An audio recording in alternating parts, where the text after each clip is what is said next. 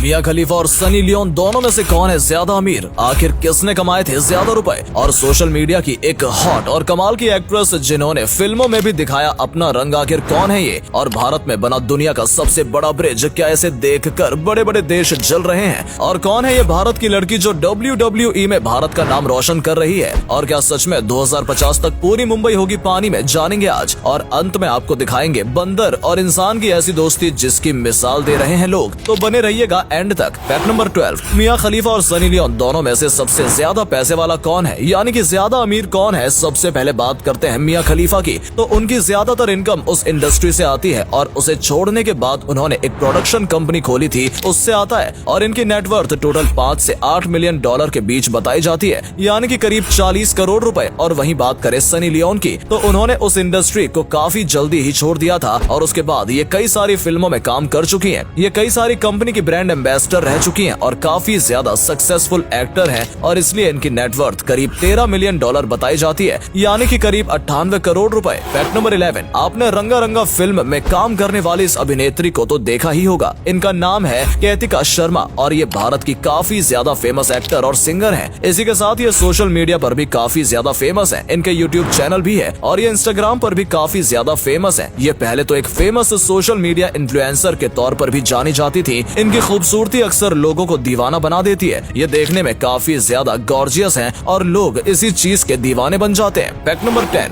भारत के कई पहलवान हैं जो कि WWE में लड़ चुके हैं, लेकिन एक बार मिलिए कविता देवी से। ये भारत की सबसे पहली महिला है जो कि WWE में जा चुकी हैं। इन्होंने कई सारी फाइट भी की थी जिसमें इन्हें काफी ज्यादा सपोर्ट भी मिला था। ये हरियाणा के जींद जिले के मालवी गाँव से है। ये WWE में लड़ते वक्त भी भारतीय ड्रेस पहनती है, लेकिन फिर 2021 में इन्हें बजट कट की वजह से निकाल दिया गया, लेकिन फिर भी इन्हें गर्व होना चाहिए। फैक्ट नंबर 9, अवतार 2 मूवी लॉन्च होने वाली है, ये बात आप जानते होंगे। इस मूवी की सबसे कमाल की बात इसका VFX और विजुअल ही है। इसे देखकर ही समझ में आता है कि VFX आर्टिस्ट ने इसमें काफी ज्यादा मेहनत की होगी, लेकिन आपको जानकर खराब लगेगा कि इसके बाद भी उन्हें काफी ज्यादा कम पैसे दिए गए हैं। और इसके बारे में इस फिल्म में काम करने वाले एक VFX आर्टिस्ट ने कहा है, इस मूवी को वाइटा नाम की एक VFX कंपनी ने बनाया है। उनका कहना है कि फिल्म को बनाने वाले या फिल्म को प्रोड्यूस करने वाले लोगों का इसमें कोई भी हाथ नहीं है। उन्होंने तो इस फिल्म में काफी ज्यादा खर्चा किया है, पर कंपनी ने ही उनके पैसे काटे हैं और उन्हें एक लोअर स्टाफ जितनी सैलरी दी है। फैक्ट नंबर 8, अभी आप जिस ब्रिज को देख रहे हो ये पूरी दुनिया का सबसे बड़ा ब्रिज और ये भारत में ही है।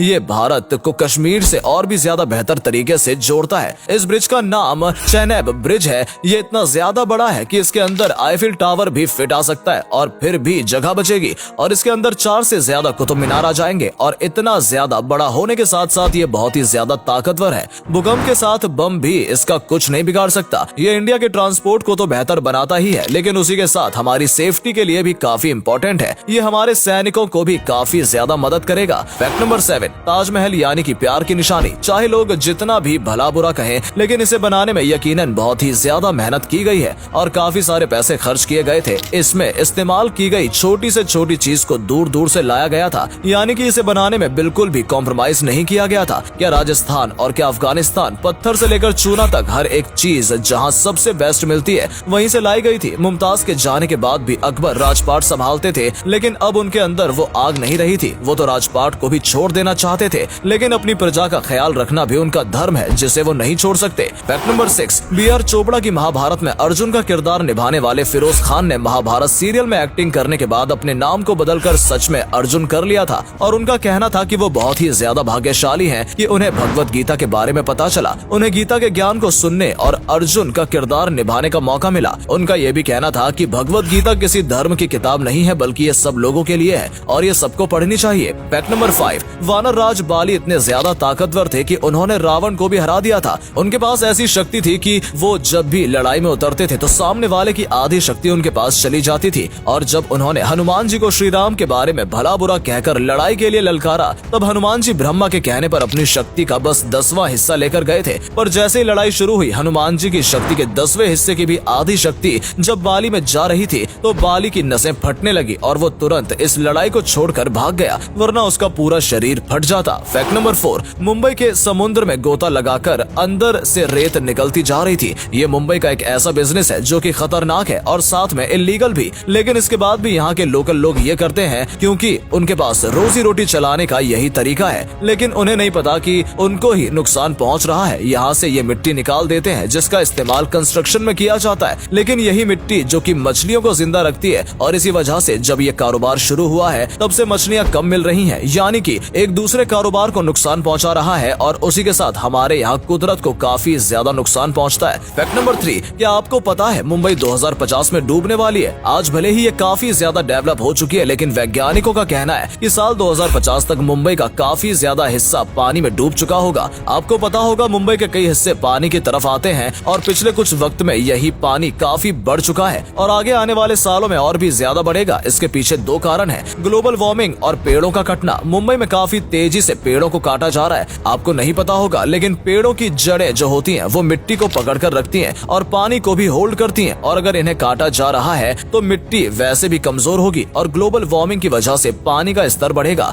और मुंबई का काफी ज्यादा हिस्सा पानी में चला जाएगा। और अगले फैक्ट पर जाने से पहले इस फोटो को ध्यान से देखिए और बताइए आपको किस हीरोइन की आंख दिखाई दे रही है। इससे पता लगेगा आपका दिमाग और आपकी आंखें कितनी तेज है। आपको मिलते हैं 5 सेकेंड।